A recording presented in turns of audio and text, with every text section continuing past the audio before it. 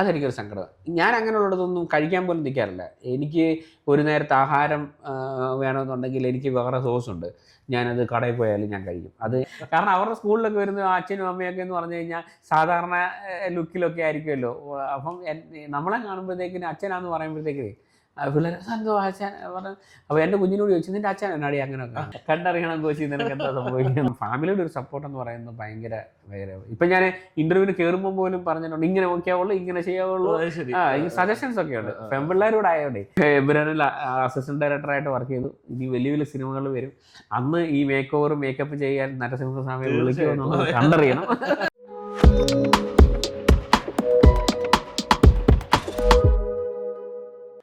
സ്വാമിയുടെ സെറ്റുകളിൽ ഭയങ്കര കംഫർട്ടബിളാണ് എന്ന് വെച്ചാൽ, പ്രത്യേകിച്ച് ഒരു ഞാൻ തന്നെ കണ്ടിട്ടുണ്ട്, മേക്കപ്പ് റൂം എന്ന് പറഞ്ഞ പാട്ടൊക്കെ വെച്ച് അതെ ഭയങ്കര കംഫർട്ടബിൾ ആയിട്ട് കളിയും ചിരിയും തമാശയൊക്കെ ആയിട്ടാണ് അതെ പോകുന്നത്.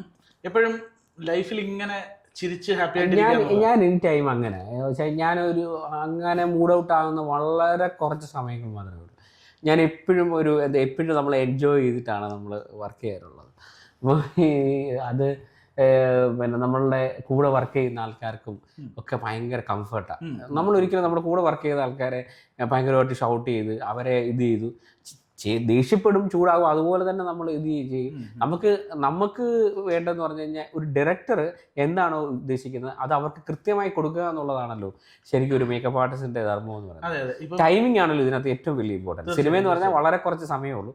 ആ സമയത്തിനുള്ളിൽ നമ്മൾ ഇവരെ എല്ലാം റെഡിയാക്കി കൊടുക്കണം.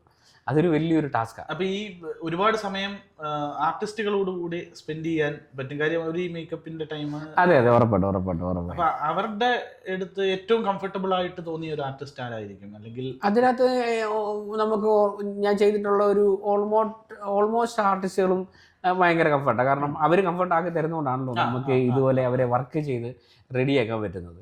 പിന്നെ വേറൊരു ഇതെന്ന് പറയുന്നത്, പിന്നെ ഞാൻ വർക്ക് ചെയ്തിട്ടുള്ള ആൾക്കാരൊക്കെ നമ്മളെ ഭയങ്കര സപ്പോർട്ട് ചെയ്തിട്ടുണ്ട്. മലയാള സിനിമയിൽ വലിയൊരു ഗുണമാണ് അത്. കാരണം പിന്നെ നമ്മൾ അങ്ങോട്ട് ചെന്ന് കഴിയുമ്പോഴത്തേക്കിന് ഒരിക്കലും അവർ ഒരു ജാട കാണിച്ചൊന്നും നമ്മളുടെ മുന്നിൽ ഇരിക്കാറില്ല എല്ലാ ഓൾമോസ്റ്റ് ആർട്ടിസ്റ്റുകളും. പിന്നെ അങ്ങനെ മസിൽ പിടിച്ചിരുന്ന ആൾക്കാർ പോലും കുറച്ച് കഴിയുമ്പോഴത്തേക്കിന് നമ്മളെ ഇതായിട്ടുണ്ട്. ഭയങ്കര കാര്യമാണ്. ഇപ്പം സംവിധായകൻ്റെ ആണ് കാഴ്ചപ്പാട്, സംവിധായകൻ്റെ മനസ്സിലുള്ള രൂപമാണ് ഒരു മേക്ക് ഓവർ ഉണ്ടാക്കേണ്ടത്, ആ കഥാപാത്രത്തിന് ആ ലുക്ക് കൊടുക്കേണ്ടത്. അപ്പോൾ യഥാർത്ഥത്തിൽ സംവിധായകനുമായിട്ടുള്ള ഒരു ഇന്ററാക്ഷൻ തുടക്കത്തിലായിരിക്കും അത്തരം ചർച്ചകൾ. അതെ, ഇപ്പം ഞാനിപ്പോൾ ചീഫ് ടെക്നീഷ്യൻ ആയി കഴിഞ്ഞപ്പോഴത്തേക്കിന് നേരത്തെ ഓരോ മേക്കപ്പ് ആർട്ടിസ്റ്റിനും പോയി ലുക്ക് ചെയ്ത് കൊടുക്കുമായിരുന്നല്ലോ. അപ്പോൾ ആ മേക്കപ്പ് ആർട്ടിസ്റ്റ് പറയുന്നതാണ് സംഭവം നമ്മളോട് പറയാം. കാരണം അവർ ബ്രീഫ് ചെയ്തിട്ടുണ്ട്. നമ്മളിലേക്ക് വരുമ്പോഴത്തേക്കിന് ഡയറക്ടറുമായിട്ട് നമ്മളിരിക്കും, ഡയറക്ടറോട് സംസാരിക്കും, ഡയറക്ടർ അതിൻ്റെ റെഫറൻസുകൾ തരും. നമ്മൾ ആ റെഫറൻസുകൾ വരച്ചുകൊണ്ട് കാണിക്കും, ഇങ്ങനെയൊക്കെ മതിയോ എന്നുള്ളതൊരു ചോദ്യം ചോദിക്കും. പക്ഷേ ഒന്നീ ഡയറക്ടർ ഉദ്ദേശിച്ചതിന് മുകളിലോ ചെയ്യണമെന്നുള്ള ഒരു ഇതിലാണ് നമ്മൾ നിൽക്കുന്നത്. അപ്പം കൃത്യമായിട്ട് നമ്മളുടെ ഈ എക്സ്പീരിയൻസ്, നമ്മൾ ഈ വർക്കിനകത്തുള്ള എക്സ്പീരിയൻസ് പല ഘട്ടങ്ങളിലും നമ്മൾ ഗുണം ചെയ്തിട്ടുണ്ട്. ഡയറക്ടർ എന്താണോ ചിന്തിക്കുന്നത് അതിന് മുണ്ടെങ്കിൽ നമുക്ക് കൊടുക്കാൻ പറ്റും. ഞാൻ വരയ്ക്കുന്നുണ്ട്. പിന്നെ എൻ്റെ കൂടെയുള്ള സുഹൃത്തുക്കളുണ്ട്. ഇപ്പം ഞാൻ ശ്രീ എന്ന് പറഞ്ഞില്ലേ, അദ്ദേഹം ഒക്കെ നമ്മളെ ഭയങ്കരമായിട്ട് സപ്പോർട്ട് ചെയ്യുന്നുണ്ട്. സേതു ശിവാനന്ദൻ അദ്ദേഹം ഒക്കെ ഇങ്ങനെ വരച്ച സ്കെച്ചുകളൊക്കെ തരാറുണ്ട്.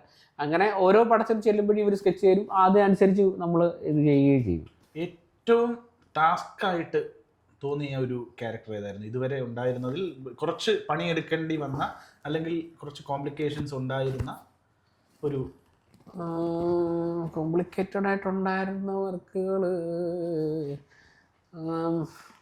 അങ്ങനെ വർക്കുകൾ അത്രയും വലിയ ടാസ്ക് വന്നിട്ടില്ല.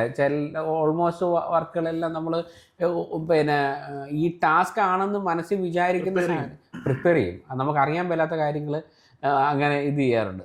അതിനകത്തുള്ള ഒരു വലിയൊരു അനുഭവമുണ്ട്. അതായത് പിന്നെ ഉസ്താദ് ഹോട്ടൽ എന്ന് പറഞ്ഞ പടത്തിനകത്ത് അതിനകത്തൊരു മേക്കപ്പ് മാൻ എന്നെ വിളിച്ചിട്ട് പറഞ്ഞു, ഫഹദ് ഇമാനുവൽ എന്ന് പറഞ്ഞിട്ടൊരു ആർട്ടിസ്റ്റ് ഉണ്ട്, പുള്ളിക്ക് മുടി സ്റ്റിച്ച് ചെയ്യുക, മുടി വെക്കണം, ഡബിൾ പോര് കിട്ടണം. അപ്പോൾ വിഗ് വെച്ച് കഴിഞ്ഞാൽ എപ്പോഴും അടിക്കുമല്ലോ എന്നുള്ള കാര്യം മുടി വെൽഡ് ചെയ്യുന്നൊരു പ്രോസസ്സുണ്ട്. ആ പ്രോസസ്സ് ചെയ്ത് അത് വെച്ചിട്ട് പുള്ളിയുടെ മുടി മുഴുവൻ വെൽഡ് ചെയ്തിറക്കി പോണി കെട്ടി അൻവർക്ക വന്ന് കണ്ടു. പക്ഷേ ഈ പുള്ളിക്ക് ഇവിടെ പെയിൻ ഉണ്ടായിരുന്നു. ഇത് അതായത് ചെറിയ മുടിയായിരുന്നു, ചെറിയ മുടിയെ ലോക്ക് ചെയ്യുമ്പോൾ ലോക്ക് കാണാം. അപ്പോൾ ഐ സൈഡ് ഷോട്ടൊക്കെ എടുക്കുമ്പോഴത്തേക്കും ഇത് കാണാൻ പറ്റും. അന്ന് അൻവർക്ക് എന്നെ ഭയങ്കരമായിട്ട് ഷൗട്ട് ചെയ്തു, ഭയങ്കരമായിട്ട് ചൂടായി. റൂമിനകത്ത് കൊണ്ടെടുത്ത് നീ മമ്മൂട്ടിയായിരുന്നു എന്ത് ചെയ്യുമെന്നൊക്കെ എടുത്ത്. പക്ഷെ ഇക്ക അത് കഴിഞ്ഞിട്ട് പറഞ്ഞു നിൻ്റെ ധൈര്യത്തെ ഞാൻ സമ്മതിച്ചിരിക്കുന്നു. ഞാനൊരു കാര്യം പറയാം, ഒരു കാര്യം നമ്മൾ ചെയ്യുന്നതിന് മുമ്പ് അതിനെക്കുറിച്ച് വളരെ കൃത്യമായിട്ടൊരു പഠനം ഉണ്ടാക്കിയിട്ട് നീ സിനിമയിൽ ചെയ്യാൻ പറ്റണം. നീ വർക്ക് ചെയ്യുമ്പോൾ നീ വർക്ക് ഗംഭീരമായിട്ട് ചെയ്തു കൊടുത്തെങ്കിൽ മാത്രമേ നിനക്ക് നിലനിൽപ്പുള്ളൂ. ആ ഒരു ഇക്ക പറഞ്ഞ ഒരു കാര്യം ഞാൻ മനസ്സാൽ അക്സെപ്റ്റ് ചെയ്തു. അതുകൊണ്ട് ഇപ്പോഴും ഫോളോ ചെയ്യുന്നുണ്ട്. ഞാനത് ഇക്ക ട്രാൻസ് എന്ന് പറഞ്ഞ പടത്തിന്റെ വർക്ക് കഴിഞ്ഞ് ഇക്കയുടെ മുടി വെട്ടിക്കൊണ്ടിരുന്ന സമയത്ത് ഇക്കയുടെ പറഞ്ഞു, ഇക്ക അന്ന് ഇക്ക എന്നെ വഴക്ക് പറഞ്ഞ് എനിക്ക് വലിയ ഗുണമായിട്ടുണ്ട്. ആ വഴക്ക് പറച്ചിൽ എൻ്റെ മുന്നോട്ടുള്ള സിനിമ ജീവിതത്തിൽ ഒത്തിരി സപ്പോർട്ട് ചെയ്തിട്ടുണ്ട്. അന്നേരം ഇക്ക ഓർക്കുന്നത് അങ്ങനെ ഞാൻ പറഞ്ഞായിരുന്നു.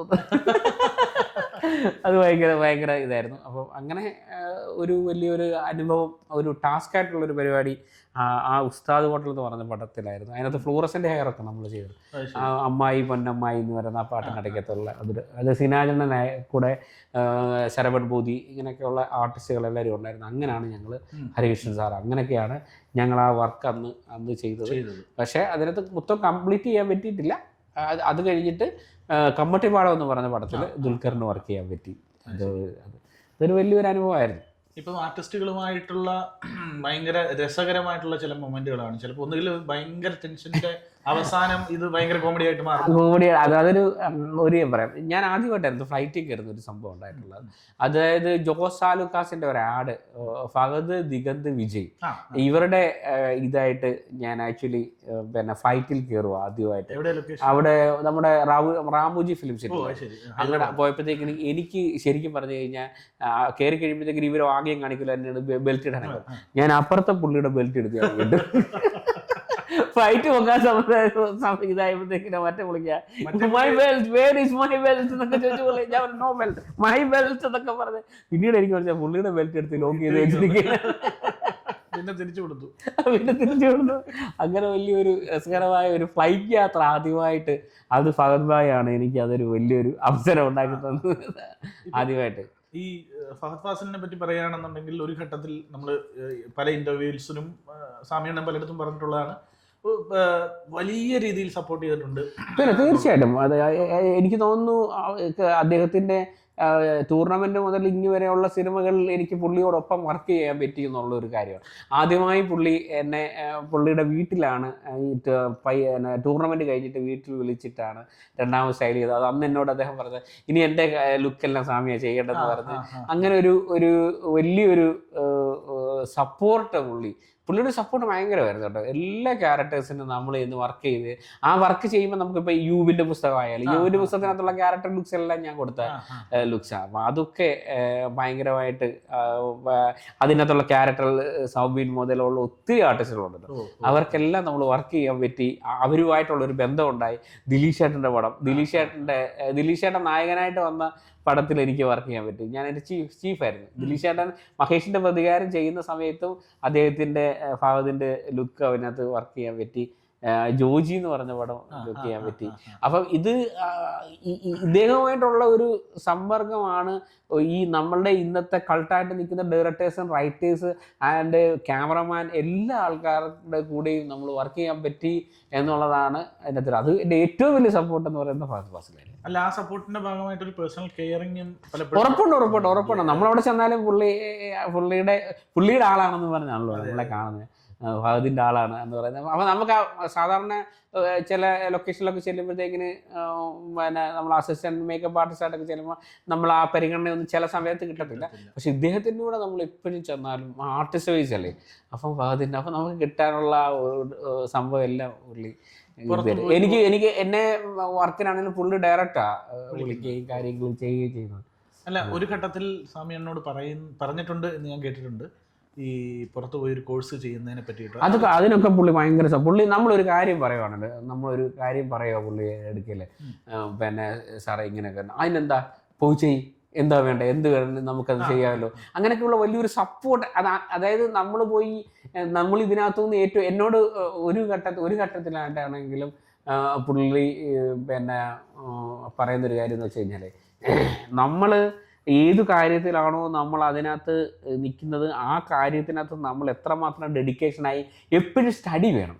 ഈ സ്റ്റഡിയിലാണ് നമ്മൾ ഭയങ്കരമായിട്ട് അതിനെ എൻഹാൻസ് ചെയ്ത് അതിൻ്റെ ഒരു ടോപ്പ് ലെവലിലേക്ക് നമ്മൾ എത്തുന്നത്.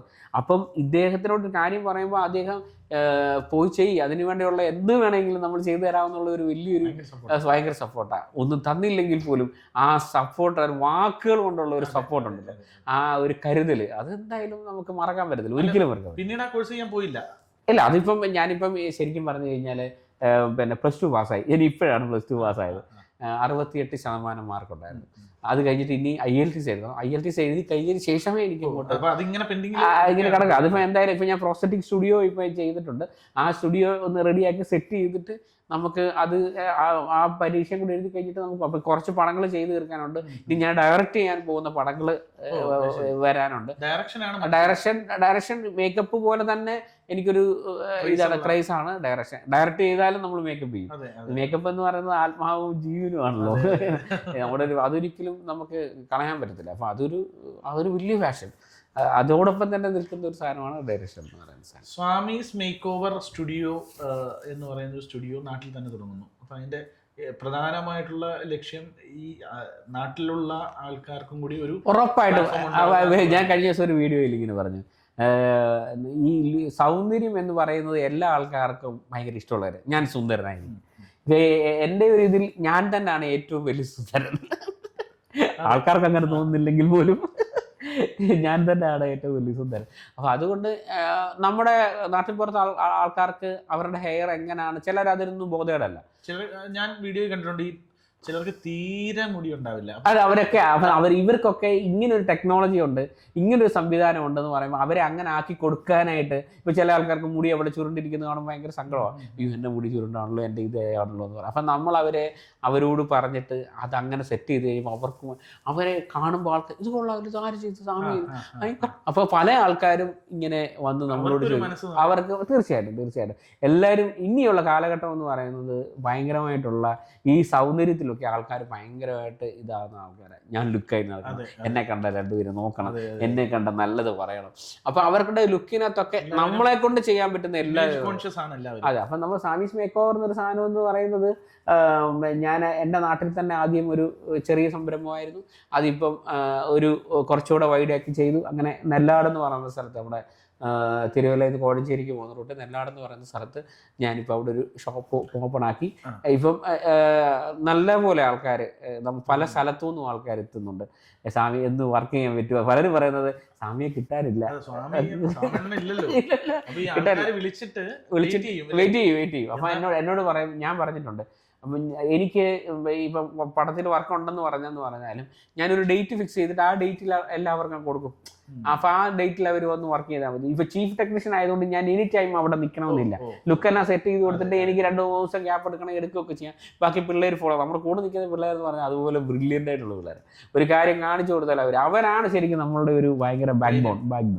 അപ്പം അതുകൊണ്ട് ഇപ്പം വൈഫാണ് അതിൻ്റെ കാര്യങ്ങളെല്ലാം നോക്കുന്നത്. ബാക്കി നമ്മളെ പഠിപ്പിച്ചെടുത്ത ആൾക്കാരും നമ്മുടെ കടയിലുണ്ട്, വർഷങ്ങളായിട്ട് നമ്മുടെ കൂടെ ഉള്ളത്, നമ്മൾ പഠിപ്പിച്ചെടുത്താണ്. അപ്പം ഞാൻ എന്താണോ ഉദ്ദേശിക്കുന്നത്, ഞാൻ എന്താണ് ചെയ്യുന്നത്, അത് അവർ ഹാൻഡിൽ ചെയ്തു. മാക്സിമം ആൾക്കാരെ അവർ ഇത് ചെയ്തേ ഉള്ളൂ. സ്വാമിയുടെ നാട്ടിലെത്തുന്ന സമയത്ത് ആൾക്കാരൊക്കെ ഭയങ്കര തീർച്ചയായിട്ടും നല്ല തിരക്കാണ്. കാരണം എന്ന് വെച്ചാൽ അവര് എന്നെ കാർ അവിടെ കിടക്കുമ്പോൾ അറിയാം. അപ്പൊ എൻ്റെ 40 എന്ന് പറയുന്ന വണ്ടി കിടക്കുമ്പോൾ സ്വാമി ഉണ്ടല്ലോ എന്ന് ഓർത്ത് ഓടി വരുന്നവരുണ്ട്. അവര് എന്തായാലും നമ്മളെ പണ്ട് മുതൽ സപ്പോർട്ട് ചെയ്ത ആൾക്കാരല്ല, നമുക്ക് ഒരിക്കലും അവരെ മറക്കാൻ പറ്റത്തില്ല. അപ്പൊ നമ്മുടെ നാട്ടിലെ ആൾക്കാർ സുന്ദരന്മാരും സുന്ദരിമാരും അതോടൊപ്പം ഫിലിം സ്റ്റാർസ് ഒക്കെ നടക്കുന്ന പോലെ അവരും നടക്കട്ടെ. അല്ല, ഒരുപക്ഷെ സിനിമയിലേക്ക് എത്തിയത് വളരെ ഒരു അവിചാരിതമായിട്ടാണ്. അതെ. അപ്പം സിനിമയിൽ ആ അവിചാരിത സംഭവിച്ചില്ലായിരുന്നു എങ്കിൽ ഇപ്പോൾ സ്വാമീസ് മേക്ക് ഓവറുമായി മുന്നോട്ട് പോകുമായിരുന്നു. ഉറപ്പായിട്ടും ഞാൻ സിനിമയിലെത്തിയില്ലെങ്കിൽ ഞാൻ അവിടെ ഒരു കടയൊക്കെ ഇട്ട് അങ്ങനെ തന്നെ പോകത്തുള്ളൂ. ഏതോ ഒരു ഘട്ടത്തിൽ തീരുമാനിച്ചിരുന്നു ഇതാണ് എൻ്റെ മേഖല. അല്ല, മുടിവെട്ട് തുടങ്ങി കഴിഞ്ഞപ്പോഴേ മനസ്സിലായി ഞാൻ കുറഞ്ഞ അധ്വാനം കൂടുതൽ പൈസ. അതാണ് ആക്ച്വലി നമ്മളെ അങ്ങനെ ഒരു സാധനത്തിലേക്ക് കൊണ്ടുവന്നത്. പക്ഷേ പിന്നീട് ഈ സിനിമ എന്ന് പറയുന്നൊരു മാജിക് ആണല്ലോ. ആ മാജിക്കിനകത്ത് നമ്മൾ പലപ്പോഴും നമ്മൾ കണ്ടു മറന്ന, നമ്മൾ ചെറുപ്പം മുതൽ കണ്ട നമ്മളുടെ സൂപ്പർ സ്റ്റാർ നമ്മുടെ കൈകളിൽ. ലാലേട്ടനെ കുറിച്ച് നമ്മൾ ഓർത്തപ്പോൾ ലാലേട്ടന് വർക്ക് ചെയ്യാൻ പറ്റുക എന്ന് പറയുന്നതടുത്ത് ഞാനൊരിക്കലും പോയി ഒരു സാധാരണ കടയിട്ടോണ്ടിരുന്ന സാധാരണക്കാരനായ ഒരു മനുഷ്യന് ഇതുപോലുള്ള വലിയ ആർട്ടിസ്റ്റുകൾ, വിജയ് സേതുപതിക്ക് വരെ വർക്ക് ചെയ്യാൻ പറ്റിയില്ലേ. അപ്പൊ ഇതുപോലുള്ള ആർട്ടിസ്റ്റുകൾ നമ്മൾ ശരിക്കും പറഞ്ഞു കഴിഞ്ഞാൽ പറയല്ലേ, ഈ പിന്നെ എല്ലാരും ഒന്ന് തല കുനിക്കുന്നത് നമ്മുടെ മുന്നിലാണല്ലോ. അങ്ങനെ എത്ര വലിയ ആർട്ടിസ്റ്റ് വന്ന് തല കുനിച്ചവിടെ ഇരിക്കുമല്ലോ. നമ്മൾ എന്ത് പറയുന്നു അതായിരിക്കും അവരുടെ മൂവ്മെന്റ്. അങ്ങനെയൊക്കെ വലിയൊരു ഇത് കിട്ടിയിട്ടുണ്ട്. അതാണ് അതിനകത്ത് ഏറ്റവും വലിയൊരു. ഈ സിനിമയിലേക്ക് എത്തിയ തുടക്കകാലത്തോ മറ്റോ സ്വാഭാവികമായിട്ടും പിന്നെ തുടക്കക്കാരനാണ്, അതിൻ്റെതായിട്ടുള്ള പിന്നെ ഒരു ആക്സെപ്റ്റൻസ് പലപ്പോഴും ഉണ്ടായിരുന്നിരിക്കില്ല. അത്തരത്തിൽ എന്തെങ്കിലും ഒരു ഘട്ടത്തിൽ ഏറെ സങ്കടം ഉണ്ടായിട്ടൊരു പോയിന്റ്? തീർച്ചയായിട്ടും സങ്കടം ഉണ്ടായിട്ടുള്ളൊരു സ്ഥലമുണ്ട്. ഞാൻ ആദ്യമായിട്ട് പിന്നെ ലുക്ക് ചെയ്യാൻ വേണ്ടി വരുമ്പോഴത്തേക്കിന് സീനിയറായിട്ടുള്ള ഹെയർ സ്റ്റൈലിസ്റ്റുകൾ വരും. അപ്പം ഞാൻ ഈ ഹെയറും ചെയ്യുന്നത് കൊണ്ട് പിന്നെ പല കാര്യങ്ങളും നമുക്ക് സിനിമ എന്ന് പറയുന്നത് വേറൊരു തലമാണ്. അത് എന്ന് പറയുന്നത് കുറഞ്ഞ സമയം, കൂടുതൽ അധ്വാനം, ബുദ്ധിപരമായി നമ്മൾ നീങ്ങണം. പല സാധനങ്ങളും പല ഇതിലിരിക്കും. ഈ സമയത്ത് നമ്മളോട് സപ്പോർട്ട് ചെയ്യാതെ എനിക്ക് ആർട്ടിസ്റ്റിനെ വർക്ക് ചെയ്ത് തീർക്കാൻ പറ്റാത്തൊരു ഘട്ടം ഉണ്ടായിരുന്നു. ആ ഘട്ടത്തിൽ കൺട്രോളറൊക്കെ വന്ന് ഭയങ്കരമായിട്ട് ഷൗട്ട് ചെയ്തപ്പോഴും ആ ഹെയർ ഡ്രസ്സർ എന്നെ ഒന്ന് സഹായിച്ചിരുന്നുവെങ്കിൽ ആ സമയത്ത് എനിക്ക് അവരെ ഓവർകം ചെയ്തു പോകുമായിരുന്നു. പക്ഷെ അങ്ങനെ പല സ്ഥലത്തു നിന്നും നമുക്ക് അവരുടെ ഒരു നമ്മൾ തുടക്കക്കാരനല്ലേ, അപ്പം അങ്ങനത്തെ ഒരു ഭയങ്കര വിഷമമായിട്ടുള്ള ഘട്ടങ്ങളുണ്ട്. പിന്നെ ഞാൻ ആദ്യമായിട്ട് ചെയ്യുന്ന പടത്തിൽ എനിക്ക് ഹെയർ ഡ്രസ്സറെ ആക്ച്വലി അവർ വിളിച്ചിട്ട് ഹെയർ ഡ്രസ്സറോട് പറഞ്ഞു, ഒരു കാരണവശാലും അയാളോട് വർക്ക് ചെയ്യില്ല, അയാൾക്കറിയത്തില്ല വർക്ക്, അയാൾ ഉടായിപ്പ് പടത്തിലൊക്കെ വരുന്നത്. അങ്ങനെ ഒരു വലിയൊരു വിഷമം, അതെനിക്ക് ഭയങ്കര സങ്കടം ഉണ്ടാക്കിയ ഒരു കാര്യമാണ്. പക്ഷേ എനിക്ക് അവരോടൊന്നും ദേഷ്യമില്ല. അതൊക്കെ നമ്മൾ വളർന്നു വരുമ്പോൾ അങ്ങനെയൊക്കെയുള്ള സാഹചര്യങ്ങൾ ഉണ്ടാവണം. അത് മനസ്സിലാക്കി നമ്മൾ നാളെ പുതിയതായിട്ട് വരുന്ന ഒരാളോട് നമ്മൾ ഒരിക്കലും അങ്ങനെ കാണിക്കത്തില്ല. അവർക്ക് തെറ്റുപറ്റിയാൽ നമ്മൾക്ക് അറിയാമെങ്കിൽ അതിനെ നമ്മൾ ക്ലിയർ ചെയ്ത് കൊടുക്കും. അതാണ് നമ്മളുടെ ഏറ്റവും വലിയ ഒരു ഇമോഷൻ എന്ന് പറയുന്നത്. ഇത്തരം സങ്കടം തോന്നിയ പോയിന്റിലൊന്നും ആലോചിച്ചിട്ട് മനസ്സിൽ ചിന്തിച്ചിട്ട് പോലും ഇല്ല സിനിമ ഇല്ല എന്നുള്ളത്? അല്ല അതായത് അവര് നമുക്ക് പറ്റിയ ഒരു അത് കഴിഞ്ഞിട്ട് ആൾക്കാരെ ഞാൻ തിരിച്ച് കാണുമ്പോൾ പോലും ആൾക്കാരോട് ഞാൻ തിരിച്ച് അവരെ കാണുമ്പോഴും ഒരിക്കലും ഞാൻ അവരോട് ഒരു കാരണവശാലും വേറൊരു ഇതുകൊണ്ട് തന്നെ പല സിനിമകളും ഞാൻ വർക്ക് ചെയ്യേണ്ട സിനിമകൾ പല ആൾക്കാരും അത് വെട്ടിക്കൊണ്ട് പോയപ്പോൾ പോലും അത് ഇന്നതാ സംഭവം എന്ന് അറിഞ്ഞിട്ട് പോലും ഞാൻ അവരോട് മാനസികമായിട്ട് ഞാൻ അവരെ ഇത് ചെയ്തില്ല. കാരണം എല്ലാവരും ജീവിക്കാൻ വേണ്ടിയിട്ടാണ് അവർ. പിന്നെ എൻ്റെ ഒരു മനസ്സിലുള്ളത്, എനിക്കൊരു അരി എഴുതി വെച്ചിട്ടുണ്ട് സ്വാമി കഴിക്കണം എന്ന് വിചാരിച്ചാൽ അത് സ്വാമി അല്ലാതെ വേറൊരാൾക്കും കഴിക്കാൻ പറ്റില്ല എന്നുള്ളൊരു ഇതുകൊണ്ട്. അതുകൊണ്ട് അങ്ങനത്തെയൊക്കെ ഉള്ളൊരു വിഷമാണ്. ഞാൻ ഒരാളുടെയും വർക്ക് വെട്ടിപ്പിടിക്കാനോ അവരെ ഇത് ഇൻസൾട്ട് ചെയ്യാനോ ഒന്നും പോകത്തില്ല. ഞാൻ ഒരാളോട് പോയിട്ട് ഇന്നാൾക്ക് കൊടുത്ത വർക്കല്ലേ അത് എനിക്കിതാകുന്നു ഞാൻ ഒരിക്കലും പറയില്ല. പക്ഷേ എൻ്റെ പല സിനിമകളും പല ആൾക്കാരും ഇത് ചെയ്തിട്ടുണ്ട്. അതൊരു സങ്കടമുണ്ട്. സിനിമയുടെ ഓരോ ഡിപ്പാർട്ട്മെൻറ്റുകളുണ്ട്, കൃത്യമായിട്ടുള്ള ഹൈറാർക്കി നിലനിൽക്കുന്നുണ്ട്. അപ്പോൾ പലപ്പോഴും ഇപ്പോൾ ആർട്ട് അല്ലെങ്കിൽ മേക്കപ്പ് എന്നൊക്കെ പറയുന്ന ഡിപ്പാർട്ട്മെൻറ്റിലെ താഴേക്കടയിൽ വർക്ക് ചെയ്യുന്ന ആൾക്കാർക്ക് വേണ്ടത്ര പരിഗണനയൊന്നും പലപ്പോഴും കിട്ടാറില്ല. പല ആൾക്കാരും പറഞ്ഞിട്ട് ഇത്തരം വേർതിരിവുകൾ ഭയങ്കര ശക്തമായിട്ട് സിനിമയിൽ നിലനിൽക്കുന്നുണ്ട് എന്ന് പറഞ്ഞു കേട്ടിട്ടുമുണ്ട്. ശരിക്കും ഈ പറയുന്ന അത്തരം വേർതിരിവുകളുണ്ടോ? ഈ വേർതിരിവുകളുണ്ടോ എന്ന് ചോദിച്ചു കഴിഞ്ഞാൽ ഈ ഭക്ഷണ കാര്യത്തിൽ ഞാൻ അത് പറയാനായിട്ട് വരുന്നുണ്ട്. ഞാൻ ആദ്യ സിനിമകളിൽ എത്തുമ്പോൾ ഫുഡ് കഴിക്കാൻ ചെല്ലുന്ന സമയത്ത് പറയും, നിനക്ക് ഇവിടെ അല്ല നിൻ്റെ ഫുഡ്, അവിടെ ചെന്ന് കഴിക്കാം. അതെനിക്കൊരു സങ്കടം. ഞാൻ അങ്ങനെയുള്ളതൊന്നും കഴിക്കാൻ പോലും നിൽക്കാറില്ല. എനിക്ക് ഒരു നേരത്തെ ആഹാരം വേണമെന്നുണ്ടെങ്കിൽ എനിക്ക് വേറെ സോസുണ്ട്, ഞാനത് കടയിൽ പോയാലും ഞാൻ കഴിക്കും. അത് എൻ്റെ ഒരു ഇതാണ്. കഴിഞ്ഞ ഒരു പടത്തിൽ ഞാൻ വർക്ക് ചെയ്തപ്പോൾ എനിക്ക് ഏറ്റവും ഭയങ്കര സങ്കടം ഉണ്ടാക്കിയ ഒരു സാധനം എന്ന് പറയുന്നത്, എനിക്ക് മനസ്സ് ഭയങ്കര സങ്കടമായിപ്പോയി. കാരണം എന്താ പറയുക, എനിക്ക് വെള്ളം കൊണ്ടു തരുന്ന ഒരാൾ, ഞാൻ ഏറ്റവും കൂടുതൽ സിനിമയിൽ റെസ്പെക്റ്റ് ചെയ്യുന്ന ആൾക്കാരാണ് പ്രൊഡക്ഷനിൽ നിൽക്കുന്ന ആൾക്കാർ. ഭയങ്കര കാര്യമാണ് എനിക്ക്. കാരണം എന്ന് വെച്ചാൽ അവർക്ക് ഉറക്കമെന്ന് പറയുന്ന സാധനമില്ല. എല്ലാവർക്കും എല്ലാം കൊണ്ട് കൊടുക്കുക, എനി ടൈം വർക്ക് ചെയ്തുകൊണ്ടിരിക്കുന്ന അവധിയില്ലാത്ത ആൾക്കാരാണ് പ്രൊഡക്ഷൻ ബോയ്സ്, അങ്ങനെയുള്ള ആൾക്കാർ. ഞാൻ അവരെ വിളിച്ചുകൊണ്ട് വന്നിട്ട് അവർക്ക് തിരക്കാണല്ലോ എന്ന് അവരെ വിളിച്ച് ഇടയ്ക്ക് കൊണ്ടുപോയി അവരുടെ മുടിയൊക്കെ വെട്ടിക്കൊടുക്കും. കാരണം ചില സ്ഥലങ്ങളിൽ ചെന്നാൽ അവർക്ക് മുടി വെട്ടാനുള്ള സമയമൊന്നുമില്ല. ഞാൻ പറഞ്ഞു ചേട്ടാ വാ എന്ന് പറഞ്ഞ് ഞാൻ ഈ വെട്ടിക്കൊടുക്കും, എൻ്റെ പിള്ളേരെ കൊണ്ട് കട്ട് ചെയ്യും. ഇങ്ങനെയൊക്കെയാണ് ഞാൻ ചെയ്യാറുള്ളത്. ആക്ച്വലി ഞാൻ ഏത് ലൊക്കേഷനിൽ ചെന്നാലും എൻ്റെ കൂടെ വർക്ക് ചെയ്തിട്ടുള്ള ഓൾമോസ്റ്റ് ആൾക്കാർക്കും അറിയാം ഞാൻ അവരോട് അങ്ങനെയാണ് ട്രീറ്റ് ചെയ്തിട്ടുള്ളത്. എല്ലാവരെയും ചെയ്തു കൊടുക്കും. ഒരാൾ കഴിഞ്ഞ ഒരു ദിവസം ഇങ്ങനെ ഞാൻ രാവിലെ വന്നപ്പോഴത്തേക്കിന് എൻ്റെ കയ്യിൽ എന്തോ ഒരു സംഭവം, ഞാൻ ഫോണില്ല. അപ്പോൾ അവിടെ പാത്രം കഴുകിക്കൊണ്ടിരിക്കുന്ന പയ്യൻ്റെ അടുക്കൽ കൊണ്ടുവന്നിട്ട് കൈ ഇങ്ങനെ കൊടുത്തു. കൈ കൊടുത്തിട്ട് മോൻ ശകലം വെള്ളം ഇങ്ങോട്ട് ഒഴിക്കാൻ പറഞ്ഞു. ഞാൻ കൈ കൊടുത്തു. വെള്ളം കഴുകി ഞാൻ ഇനി പോകുന്നു കഴിഞ്ഞപ്പോഴത്തേക്കിന് ഈ പയ്യനോട് ഈ പുള്ളി അതിനകത്ത് ഈ പ്രൊഫഷനിലുള്ള ഒരാൾ വന്നിട്ട് പറയും, നീ എന്തിനാണ് സ്വാമിക്ക് വെള്ളം ഒഴിച്ചു കൊടുത്തത്? പിന്നെ സ്വാമിക്കൊക്കെ എന്തിനാണ് വെള്ളം ഒഴിച്ചു കൊടുക്കുന്നത്? എന്ന് പറയാം, ചേട്ടൻ ആ കൺട്രോളർക്കും ബാക്കിയുള്ള ആൾക്കാർക്കും ഒക്കെ ഇതൊക്കെ വെള്ളം ഒഴിച്ച് കൊടുക്കുന്നുണ്ടല്ലോ കൈയൊക്കെ കഴുകണത്. അതിന് സ്വാമിക്ക് എന്തിനാണ് ഇത്? സ്വാമിയൊക്കെ അവരെ പോലെയാണ് സ്വാമി. എനിക്കെൻ്റെ എനിക്കങ്ങനെ വേർതിരിവോട് കാണുന്നത് ഭയങ്കര. ഞാൻ അവനെ വിളിച്ചു, കുറച്ച് മേലെ ഇങ്ങനത്തെ പരിപാടി വന്നിട്ട് ചെവിക്കൽ ഞാൻ അടിച്ച് പറിക്കുന്നത്. കാരണം ഒരാളെ വേർതിരിവോടെ കാണും. ഞാൻ ചോദിച്ചു, ചേട്ടാ ഒരു കാര്യം ചേട്ടൻ മനസ്സിലാക്കേണ്ട ഒരു കാര്യം എന്ന് വെച്ച് കഴിഞ്ഞാൽ, ചേട്ടൻ അവിടെ നിന്ന് വെറുതെ നിന്നപ്പോഴും ചേട്ടനെ വിളിച്ചുകൊണ്ട് വന്നു, ഞാൻ ചേട്ടനുള്ള മുടി കട്ട് ചെയ്ത് വന്നു, ചേട്ടനെ മുടി കളർ ചെയ്ത് വന്നു, എല്ലാ കാര്യങ്ങളും എൻ്റെ പിള്ളേരെ കൊണ്ട് ഞാനും ചെയ്തു തന്ന ഒരാളാണ്. അപ്പോൾ ചേട്ടൻ ഇങ്ങനെ വേർതിരിച്ച് കാണുക എന്ന് പറഞ്ഞത്, ഇനി ചേട്ടൻ്റെ എനിക്ക് ഒരു കാരണവശാലും ഒരു ഫുഡും എനിക്ക് എടുത്തുകൊണ്ട് തരണ്ട, എനിക്ക് ഇനി അങ്ങനത്തെ ഒരു ആവശ്യവുമില്ല എന്ന് പറഞ്ഞു. അത് എനിക്ക് ഭയങ്കര മാനസികം. അങ്ങനെ എന്തിനാണ് കാണുന്നത്? അതിൻ്റെ ആവശ്യമില്ലല്ലോ. കാരണം എന്ന് വെച്ചാൽ നമ്മളെല്ലാവരും ജീവിക്കാൻ വേണ്ടി, നമ്മളെല്ലാവരും മനുഷ്യനായി കാണാൻ പറ്റുമ്പോഴേ നമുക്ക് നല്ലതുണ്ടാകത്തുള്ളൂ. പക്ഷേ ഞാൻ അല്ലാതെ ഇവർക്കൊക്കെ ഞാൻ ചിലപ്പം ഇവർക്ക് വേണ്ട കാര്യങ്ങളൊക്കെ ഞാൻ ചെയ്തു കൊടുക്കും, ഞാൻ മേടിച്ചുകൊണ്ട് കൊടുക്കും. അപ്പോൾ ഇതൊക്കെ നമ്മൾ കൊടുക്കുന്ന ആളാണ്. അപ്പം നമ്മളൊരിക്കൽ അങ്ങനെ ഒരു വേർതിരിവ് കാണിക്കുമെന്ന് പറഞ്ഞത് ഭയങ്കരമായിട്ട് ഹാർഷായിട്ട് ഇട്ടുണ്ട്. അങ്ങനെ ഒരിക്കലും ഇത് ചെയ്യാൻ പാടില്ല. പിന്നീട് ഒരു പടത്തിനകത്ത് എനിക്കത് എന്നെ ഏറ്റവും കൂടുതൽ വിഷമം ഉണ്ടാക്കിയ ഒരു കാര്യം എന്ന് പറഞ്ഞു കഴിഞ്ഞാൽ, ഞാൻ ഒരു പടത്തിൻ്റെ 6 മണിയാകുമ്പോൾ ഞങ്ങൾ ലൊക്കേഷനിലെത്തും. രാവിലെ 5 മണിക്ക് എഴുന്നേറ്റ് റെഡിയായി 6 മണിയാകുമ്പോൾ ലൊക്കേഷനിലെത്തി. 6 മണി മുതൽ ലൊക്കേഷനിലെത്തി 9:30 വരെ ഞങ്ങൾ ലൊക്കേഷനിലുണ്ട്. ഈ 9:30 വരെ ലൊക്കേഷനിൽ ഞങ്ങൾ നിന്നപ്പം ഇതിനകത്തുള്ള ഫൈറ്റ് മാസ്റ്റേഴ്സ്, ജൂനിയർ ആർട്ടിസ്റ്റുകൾ, എനിമോർ ആർട്ടിസ്റ്റുകളുണ്ടായിരുന്നു. അപ്പോൾ അതിനകത്ത് മെയിനായിട്ട് ചെയ്യുന്ന ഒരാൾ ശരിക്കും പറഞ്ഞു കഴിഞ്ഞാൽ 8:30 വരാം, അല്ല 8 മണിയാകുമ്പോൾ ഞാൻ കുറച്ച് ഇതാവും, 9:30 വരാം, 10:30 വരാം, 11:30 വരാം, 12:30, 4:30, 5:30, 6:30, 8:30, 9:30 ഒരാൾ വന്നില്ല. 11 മണിയായപ്പോൾ പറഞ്ഞിട്ടുണ്ട് ഞാൻ ഇപ്പോൾ വരാം, ഷൂട്ട് ചെയ്യാൻ പറ്റുമോ? അപ്പം എന്നെ അവിടുന്ന് കൺട്രോൾ വിളിച്ചിട്ടുണ്ട്, സ്വാമി ഇന്നാൾ വന്നിട്ടുണ്ട് വരാൻ പറ്റും. ഞാൻ പറയാം എൻ്റെ പിള്ളേർ ഇറങ്ങത്തില്ലെന്ന് പറഞ്ഞു. എന്തിനും ഒരു മാനുഷിക പരിഗണന എന്ന് പറഞ്ഞൊരു കാര്യമുണ്ട്. ആരെയും നമ്മൾ കുറച്ച് കാണണ്ട. ഇന്ന് കാണുന്ന സാധാരണക്കാരനായിരിക്കും നാളത്തെ സൂപ്പർ സ്റ്റാർ. തീർച്ചയായിട്ടും അത് നമ്മളെപ്പോഴും മനസ്സിലാക്കേണ്ട ഒരു കാര്യമുണ്ട്. അപ്പോൾ അതുകൊണ്ട് നമുക്ക് ഈ ന്യായമല്ലാത്ത കാര്യങ്ങൾ കണ്ടാൽ ഞാൻ പെട്ടെന്ന് ഇമോഷനാവും. ഞാൻ ആരോടും വഴക്കുണ്ടാക്കാൻ പോകുന്ന ഒരാളല്ല. ഞാൻ വഴക്കുണ്ടാക്കിയെന്ന് പറഞ്ഞ് ഇന്ന് വരെ എനിക്കൊരു ഇതുണ്ടായിട്ടില്ല. എനിക്ക് ഇമോഷണലി ഭയങ്കരമായിട്ട് ഫീൽ ചെയ്ത പല സംഭവങ്ങളും ഉണ്ട്. ഒരു പടത്തിനകത്ത് ഞാൻ ക്യാരക്ടർ ലുക്സ് കൊടുത്ത പടത്തിനകത്ത് ആ പടത്തിനകത്ത് അതിനകത്ത് മേക്കപ്പിൽ വർക്ക് ചെയ്ത് എല്ലാവർക്കും മൊമെൻറ്റോ കൊടുത്തു.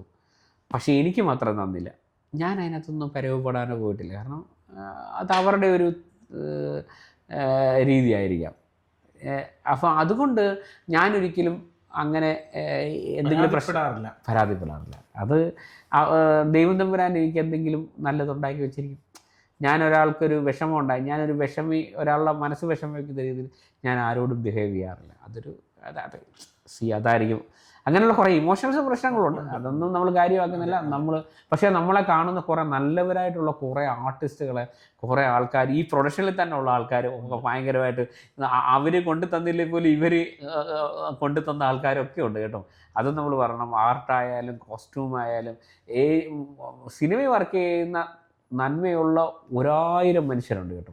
ഇങ്ങനെ ചില ആൾക്കാർ മാത്രമേ ഉള്ളൂ ഇതിനകത്ത് പ്രശ്നം. എല്ലാവരും അങ്ങനെ ആകാറില്ലല്ലോ. അതുപോലെ മറ്റൊരു കാര്യം, ഇപ്പം സൊസൈറ്റിയുടെ ഒരു പെർസ്പെക്റ്റീവ് ഉണ്ടല്ലോ. നമ്മുടെ സമൂഹം പലരെയും ജഡ്ജ് ചെയ്യുന്നത് അവരുടെ ലുക്കും അവരുടെ ഡ്രസ്സിങ് സ്റ്റൈലും ഒക്കെ വെച്ചിട്ടാണ്. അപ്പോൾ സ്വാഭാവികമായിട്ടും വളരെ വ്യത്യസ്തനായിട്ട് നടക്കാൻ, വ്യത്യസ്തമായൊരു അപ്പിയറൻസ് കൊണ്ട് നടക്കാൻ ആഗ്രഹിക്കുന്ന ഒരാളാണ് സ്വാമിയാണ്.